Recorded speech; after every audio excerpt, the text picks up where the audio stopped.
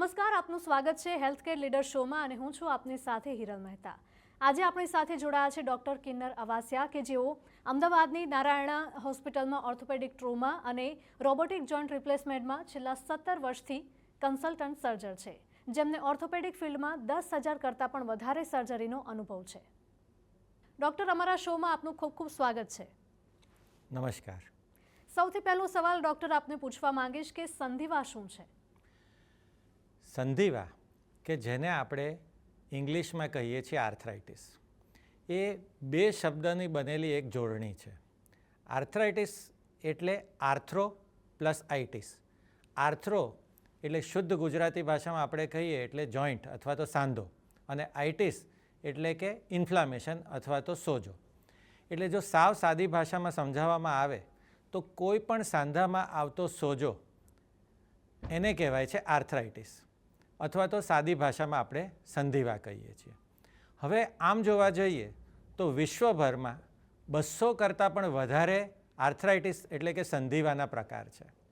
પણ જો આપણે ભારત દેશની વાત કરીએ તો 4 મોસ્ટ કોમન આર્થરાઇટિસના પ્રકાર છે, જેમાં સૌ પ્રથમ તો ઓસ્ટિયોઆર્થરાઇટિસ એટલે કે ઉંમરના હિસાબે સાંધામાં ગાદીમાં લાગુ પડતો ઘસારો.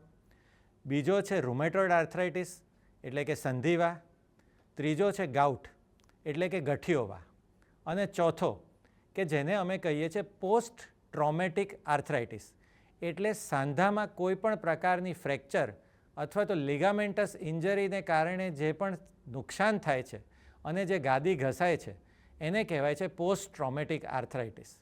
એટલે આ 4 ઓસ્ટિયોઆર્થરાઇટિસ, રૂમેટોઇડ આર્થરાઇટિસ, ગાઉટી આર્થરાઇટિસ અને પોસ્ટ ટ્રોમેટિક આર્થરાઇટિસ, આ 4 પ્રકારના આર્થરાઇટિસ ભારતમાં ખૂબ કોમનલી જોવા મળે છે. ડૉક્ટર, બીજો સવાલ એ પણ છે કે શું ઘૂંટણનો દુખાવાનો અર્થ હંમેશા ઓસ્ટિયોઆર્થરાઇટિસ હોવાનું માની શકાય કે બીજા કોઈ કારણો પણ હોઈ શકે? હવે જો આ સવાલનો એક જ વાક્યમાં પહેલાં જવાબ આપું તો દરેક ગોઠણના સાંધાના દુખાવાને આપણે ઓસ્ટિયોઆર્થરાઇટિસ ન કહી શકીએ. પણ હા, જરૂરથી ગોઠણના દુખાવાના મોટાભાગના જે કારણો છે તેમાં ઓસ્ટિયોઆર્થરાઇટિસ એટલે કે ઉંમરના હિસાબે લાગુ પડતો ઘસારો એ એક મુખ્ય કારણ છે. એટલે જો આપણે ઓપીડીમાં 100 દર્દી ગોઠણના દુખાવા સાથે જોઈએ છીએ તો એમાંથી લગભગ 70થી 80% દર્દીને ઓસ્ટિયોઆર્થરાઇટિસ હોય છે. અને મેં જેમ અગાઉ કીધું તેવી રીતે બાકીના જે 10થી 20% દર્દી છે તે લોકોને ઓસ્ટિયોઆર્થરાઇટિસ સિવાય બીજા કોઈપણ પ્રકારના રોગ, બીજા કોઈપણ પ્રકારના આર્થરાઇટિસ જેમ કે ગાઉટ છે, રૂમેટોઇડ આર્થરાઇટિસ છે, અથવા તો પોસ્ટ ટ્રોમેટિક આર્થરાઇટિસ છે, અથવા તો ઘણીવાર સામાન્ય પડી જવાથી થતી ઈજાને કારણે પણ જે દુખાવા થતા હોય છે, આ પ્રકારના જે લોકો છે, આ પ્રકારના જે દર્દી છે તે લોકો 10થી 20% કેટેગરીમાં આવતા હોય છે. પણ યસ, મોટાભાગના લોકોને લગભગ ઇન્ડિયામાં ઓપીડીમાં 80% લોકોને ગોઠણના દુખાવા જ્યારે પણ થાય છે ત્યારે તે લોકો ઓસ્ટિયોઆર્થરાઇટિસથી પીડિત હોય છે. ડૉક્ટર, સવાલ એ પણ થાય કે ઘૂંટણના ઓસ્ટિયોઆર્થરાઇટિસ થવાના જોખમી પરિબળો કયા છે? જો સૌથી પહેલાં તો આપણે ઓસ્ટિયોઆર્થરાઇટિસ એટલે કે ઉંમરના હિસાબે ગોઠણના સાંધાની ગાદીમાં લાગુ પડતો ઘસારો તેની વાત કરીએ તો ની જોઈન્ટ એટલે કે જેને આપણે ગુજરાતી ભાષામાં કહીએ છીએ ગોઠણનો સાંધો.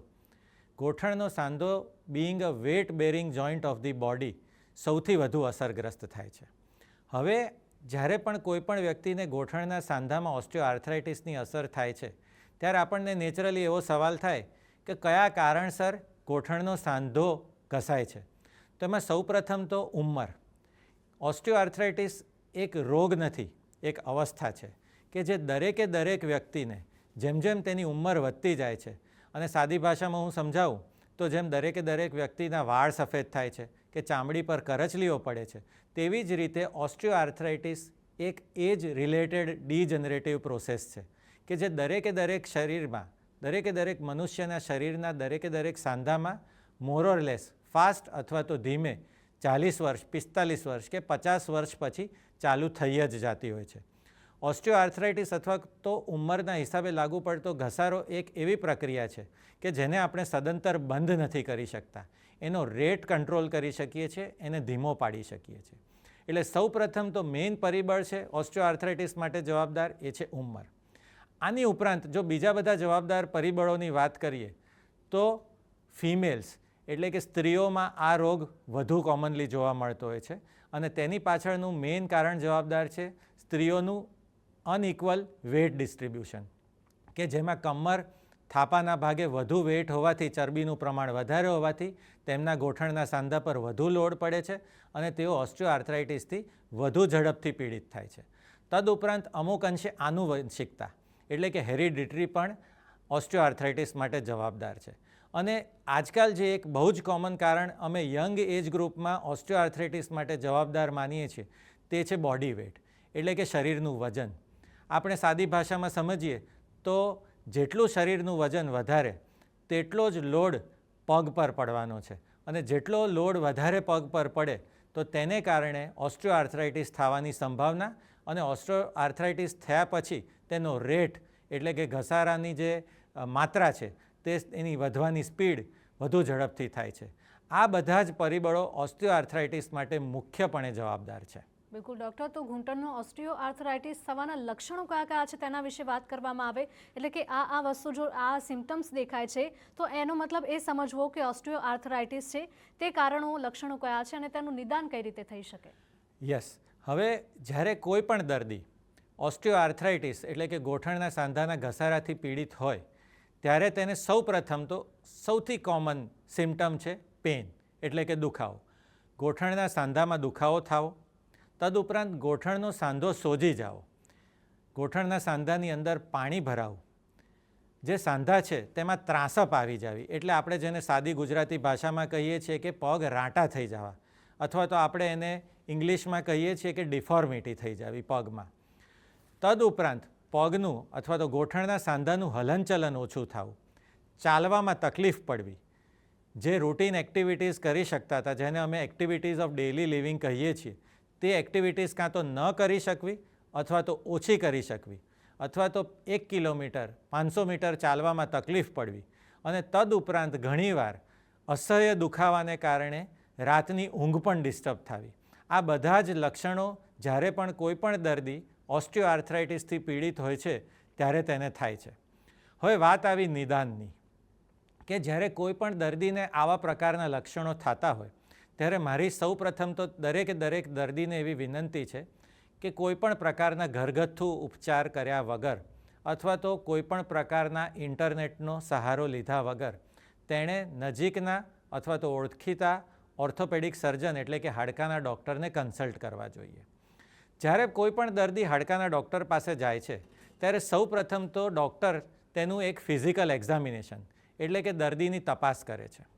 દર્દીની તપાસ કર્યા પછી દર્દીના ગોઠણની તપાસ થાય, જેમાં ક્યાં ટેન્ડરનેસ છે એટલે કે ક્યાં દુખે છે, ક્યાં સોજો છે, અંદર પાણી ભરાયેલ છે કે નહીં, પગની ત્રાંસપ કેટલા ડિગ્રીની છે, આ બધી જ માહિતી ડૉક્ટર ક્લિનિકલ એક્ઝામિનેશન દ્વારા મેળવે છે.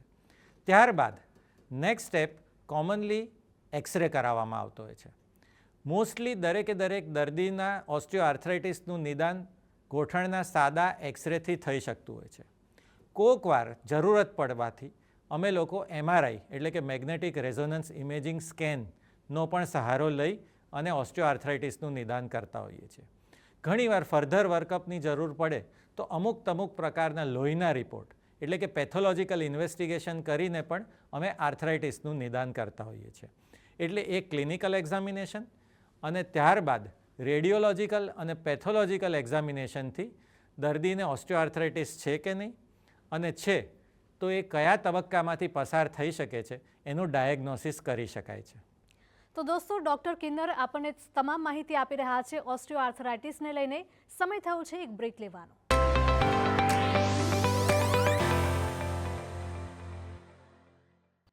બ્રેક બાદ આપનું સ્વાગત છે મિત્રો. તો આપણે ચર્ચાને આગળ વધારીએ. ડૉક્ટર કિન્નર પાસેથી જાણીએ કે ઓસ્ટિયોઆર્થરાઇટિસ થવાના મુખ્ય કારણો કયા છે અને તેની સારવાર શું છે.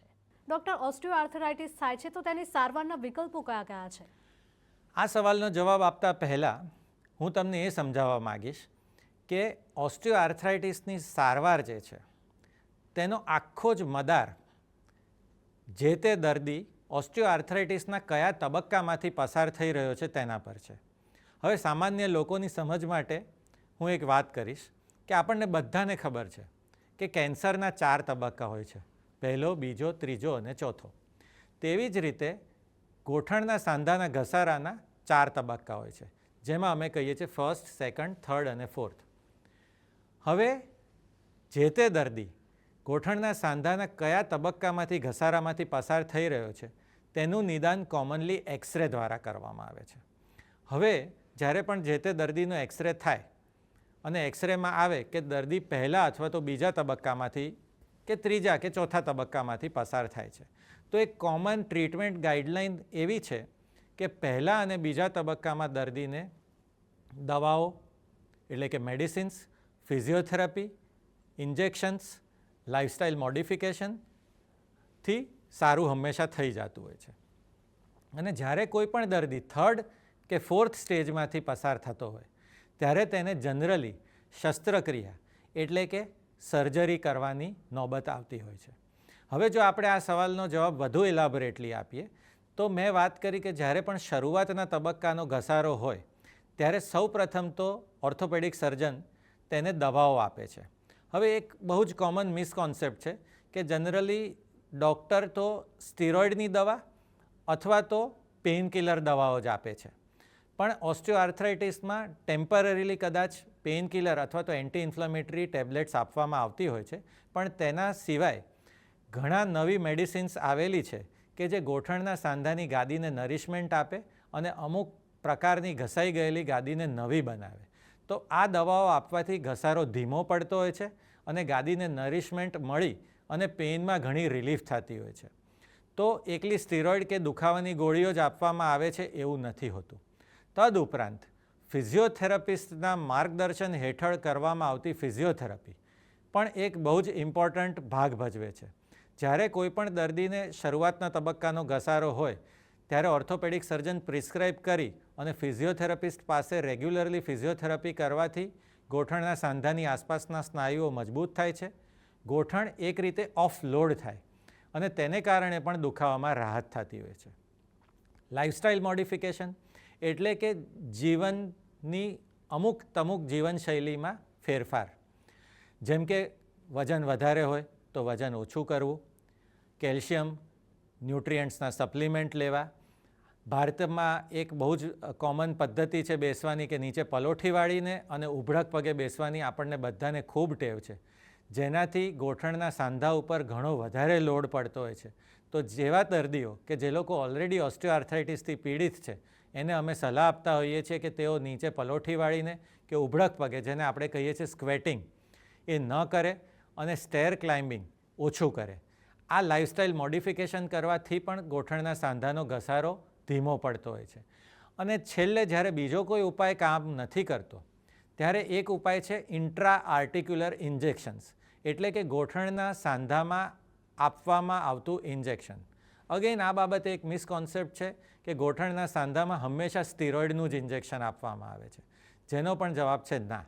વિસ્કો સપ્લિમેન્ટેશન એટલે કે એક પ્રકારનું ઓઇલિંગ અથવા તો ચીકણું પ્રવાહી કે જે નેચરલી આપણા સાંધામાં બને છે અને જે ઓસ્ટિયોઆર્થરાઇટિસમાં જેની માત્રા ઓછી થઈ જાય છે, એનું જ્યારે ગોઠણના સાંધામાં ઇન્જેક્શન આપવામાં આવે તો તેનાથી પણ પેઇન રિલીફ થતી હોય છે.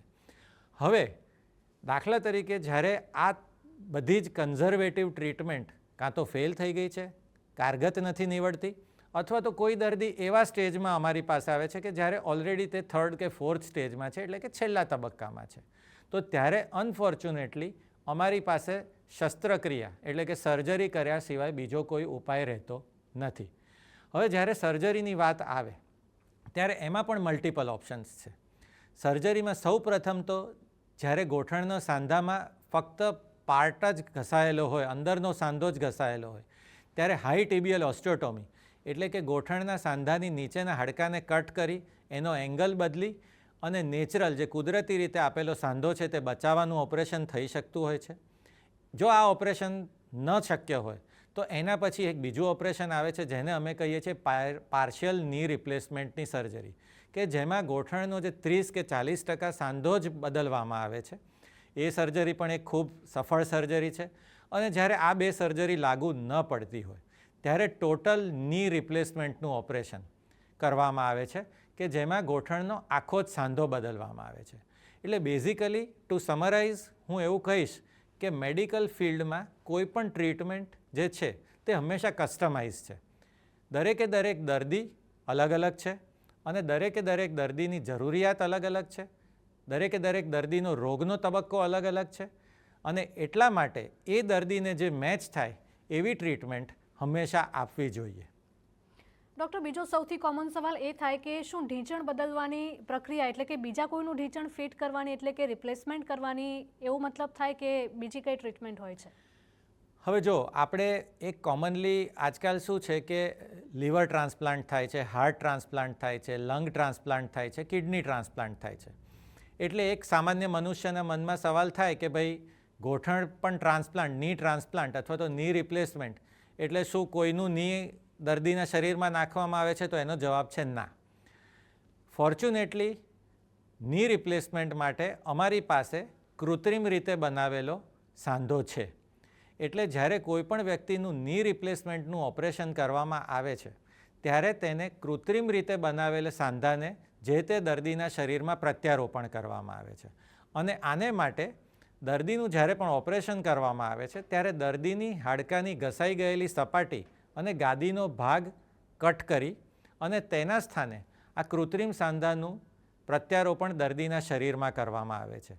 એટલે આ એક કૃત્રિમ સાંધો છે કે જે દર્દીના શરીરમાં મૂકવામાં આવે છે, નહીં કે કોઈ બીજી વ્યક્તિના શરીરમાંથી લીધેલો સાંધો.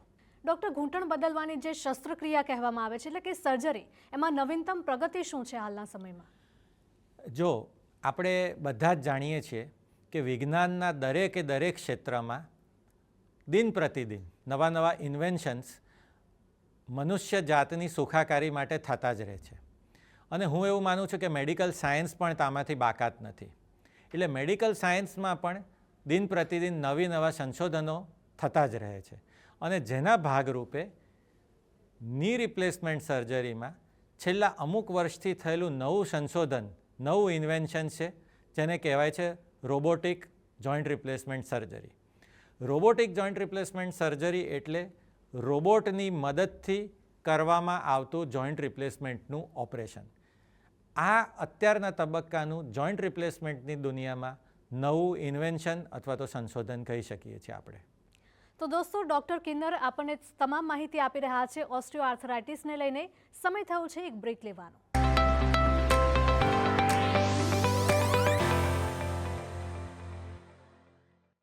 બ્રેક બાદ આપનું સ્વાગત છે દર્શક મિત્રો. ડૉક્ટર કિન્નર પાસેથી માહિતી મેળવીએ કે ઓપરેશન પછી કઈ કઈ તકલીફો થઈ શકે છે અને તેને કઈ રીતે તમે ટાળી શકો છો. ઘણા લોકોને એવો પણ સવાલ થતો હોય છે કે રોબોટિક સર્જરીમાં શું રોબોટ જ ઓપરેશન કરે છે કે ડૉક્ટર પણ એમાં ઇન્વોલ્વ હોય છે?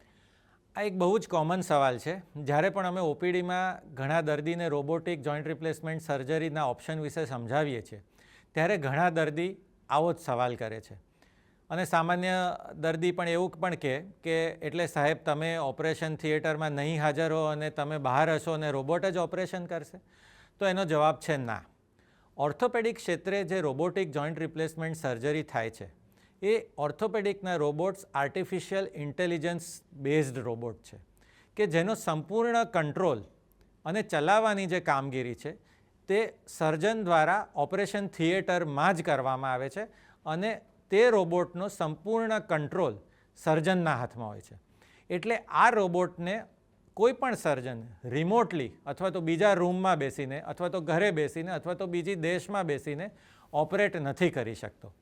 આ જે રોબોટ છે એનો ઓપરેશન થિયેટરમાં જ ઉપયોગ થાય છે અને ઓપરેશન થિયેટરમાં જ્યારે ઓપરેશનની શરૂઆત થાય ત્યારે દર્દીના શરીરનો real time data robot generate કરે છે અને સાથે સાથે દર્દીના શરીરના ગોઠણની કેટલી ત્રાસપ છે, કેટલી ડિફોર્મિટી છે, તેના બધા જ ડેટા રિયલ ટાઈમ જનરેટ થાય છે અને પછી દર્દીના હાડકાને જે કટ કરવાની પ્રોસેસ છે એ રોબોટિક આસિસ્ટેડ એટલે કે સર્જન દ્વારા પણ રોબોટની મદદથી કરવામાં આવે છે. એટલે સંપૂર્ણ કંટ્રોલ સર્જનના હાથમાં હોય છે, નહીં કે રોબોટના હાથમાં. એટલે આપણે જો એને સાદી ભાષામાં કહીએ તો surgeon is controlling the robot, robot is not controlling the surgeon or the patient. બિલકુલ, ખૂબ સરસ રીતે તમે સમજાવ્યું. સવાલ એ થાય કે મેન્યુઅલ સર્જરી અને રોબોટિક આસિસ્ટેડ સર્જરી બંનેમાં શું ફરક છે? જો આપણે જ્યારે જોઈન્ટ રિપ્લેસમેન્ટ સર્જરીની વાત કરીએ ત્યારે જોઈન્ટ રિપ્લેસમેન્ટ સર્જરીમાં 1 કે 2 મિલીમીટર અથવા તો અડધો કે 1 ડિગ્રીનું પણ મહત્ત્વ હોય છે. અને જ્યારે પણ અમે રોબોટિક આસિસ્ટેડ સર્જરી કરીએ છીએ ત્યારે મનુષ્યની જે આંખ છે, નરી આંખ આપણે 1 કે 2 મિલીમીટર કે અડધો કે 1 ડિગ્રીનું અંતર પારખી શકતી નથી, જ્યારે રોબોટ તે અંતર પારખી શકે છે. એટલે જ્યારે પણ રોબોટિક આસિસ્ટેડ સર્જરી કરવામાં આવે છે ત્યારે દર્દીના હાડકાના કટ્સ ખૂબ જ પરફેક્ટ આવે છે અને સાથે સાથે ત્યારે કટ્સ પરફેક્ટ આવવાથી દર્દીના શરીરમાં કરવામાં આવતું સાંધાનું જે પ્રત્યારોપણ છે એટલે કે એનું પ્લેસમેન્ટ છે તે ખૂબ જ પરફેક્ટ રીતે થાય છે. અને આ પરફેક્ટ રીતે થવાથી સાંધાનું જે આયુષ્ય છે, આફ્ટર ઓલ આ મનુષ્યએ બનાવેલો એક કૃત્રિમ સાંધો છે કે જેનું પણ એક આયુષ્ય છે, ઓન એન એવરેજ તે 15થી 20 કે 25 વર્ષ ચાલે છે. તો આ સાંધાનું જે આયુષ્ય છે એનું પ્લેસમેન્ટ પરફેક્ટ થવાથી સાંધાનું આયુષ્ય વધે છે. અને ખાસ કરીને આજના યુગમાં કે જ્યારે અમે લોકો યંગ પેશન્ટ્સ કે જેમને કદાચ 50 વર્ષે 55 વર્ષે ની રિપ્લેસમેન્ટ કરવાની જરૂર પડે છે, એ લોકોના શરીરમાં જો વધારે પરફેક્ટ રીતે સાંધો મૂકવામાં આવે રોબોટિક સર્જરીની મદદથી તો એમને જિંદગીમાં બીજી વાર ની રિપ્લેસમેન્ટનું ઓપરેશન, જેને કહેવાય છે રિવિઝન ની રિપ્લેસમેન્ટ સર્જરી, એ ન આવે અથવા તો મોડું આવે. એટલે ઓવરઓલ જોવા જઈએ તો દર્દીની શોર્ટ ટર્મ રિકવરી ફાસ્ટ થાય છે અને લોંગ ટર્મમાં સાંધો શરીરમાં મૂકવામાં આવે છે તે વધુ લાંબો ચાલે છે. આ રોબોટિક સર્જરીનો એક મુખ્ય ફાયદો છે. બિલકુલ ડૉક્ટર, તો છેલ્લે જતાં જતાં અમારા દર્શકોને તમે શું સંદેશ આપવા માંગશો? હું બધા જ દર્દીઓને એટલું જ કહેવા માગીશ કે જ્યારે કોઈ પણ દર્દીને દુખાવાની શરૂઆત થાય ત્યારે સમય વેડફ્યા સિવાય ડૉક્ટરને યોગ્ય સમયે કન્સલ્ટ કરે, યોગ્ય ઇન્વેસ્ટિગેશન્સ કરાવે અને ડૉક્ટર જે પણ ટ્રીટમેન્ટ કહે તે ટ્રીટમેન્ટને ફોલો કરે. કારણ કે ઘણીવાર એવું બનતું હોય છે કે રોગને વાળી મૂકવાથી અથવા તો લાંબો સમય ખેંચવાથી જ્યારે પણ દર્દી ડૉક્ટર પાસે પહોંચે છે ત્યારે ઘણું મોડું થઈ ગયું હોય છે અને અમને ઘણીવાર એવો અફસોસ થાય કે આ દર્દી કદાચ 1 વર્ષ કે 2 વર્ષ પહેલાં આવ્યા હોત તો એનો કુદરતી સાંધો બચાવી શકાત, એને દવાથી સાજા કરી શકાત, પણ અનફોર્ચ્યુનેટલી હવે ફક્ત ઓપરેશન એ જ ઈલાજ રહ્યો છે. એટલે યોગ્ય સમયે ડૉક્ટર પાસે જવું ખૂબ જરૂરી છે. અને સાથે સાથે એવા દર્દી કે જે લોકોને ડૉક્ટરે ઓલરેડી ઓપરેશનની સલાહ આપી છે પણ તેમને એક બીક છે, એક ડર છે મનમાં, જેને કારણે તે લોકો સર્જરીથી દૂર ભાગી રહ્યા છે, ઓપરેશન નથી કરાવી રહ્યા, એ લોકોને મારી એટલી જ વિનંતી છે કે જે બધા જ દર્દીઓ ગોઠણના દુખાવાથી પીડિત છે અને એક કોમ્પ્રોમાઇઝડ લાઇફસ્ટાઇલ જીવી રહ્યા છે, એ લોકો બધા જ સમયસર ઓપરેશન કરાવી અને એક જિંદગી જીવવાનો જે આનંદ ગુમાવી રહ્યા છે તે આનંદને ઓપરેશન કરાવ્યા પછી પુનઃ પ્રસ્થાપિત કરી શકે, એ જ મારો બધા જ દર્દી અને તેમના બધા જ સગાવાલાને સંદેશ છે. ડૉક્ટર, આપ અમારા શોમાં આવ્યા અને અમારા દર્શકોને ખાસ માર્ગદર્શન પૂરું પાડ્યું તે બદલ આપનો ખૂબ ખૂબ આભાર. Thank you. દર્શક મિત્રો, હેલ્થકેર લીડર શોમાં હાલમાં બસ આટલું જ. આશા રાખું છું કે તમને તમારા તમામ સવાલોના જવાબ મળી ગયા હશે. ફરીથી મળીશું, ત્યાં સુધી મને રજા આપશો. નમસ્કાર.